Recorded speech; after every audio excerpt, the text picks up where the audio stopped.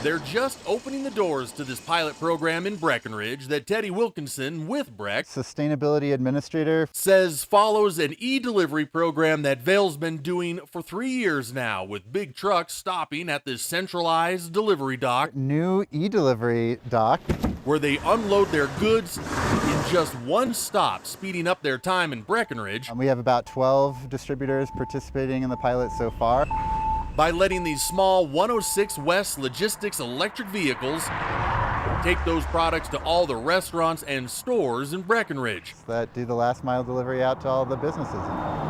And the town says since this program started, they've removed more than 260 delivery trucks from downtown Breckenridge so far, reducing the time those trucks would spend parked in town. It makes for cleaner air, it just improves traffic congestion and flow, while making Main Street a lot safer for people walking and riding bikes. We've removed over 268 delivery trucks from the downtown core, delivered over 34,000 cases of product to local businesses, and removed a little over 9,000 pounds of greenhouse gas emissions as a direct result.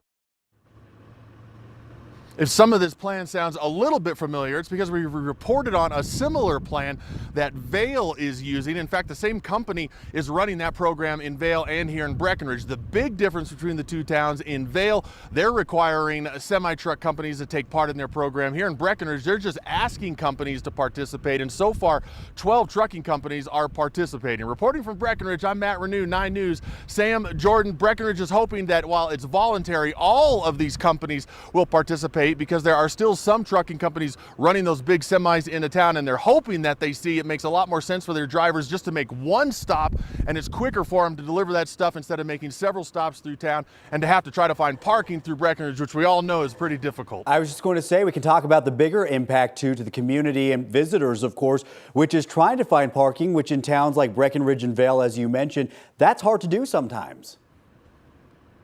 It's hard to do, and then a lot of times when these semis are parked trying to unload their goods in these small towns, it makes it a lot more unsafe for cars trying to navigate around those semis on these small roads and for people walking. And so the whole thing, Breckenridge says, is just better if they just come to this one spot. And you can see some of the guys right there getting ready to load up one of those e-cars right now here first thing in the morning. So they get all this done early, get it out of the way, and then the town gets on with its business. I love it.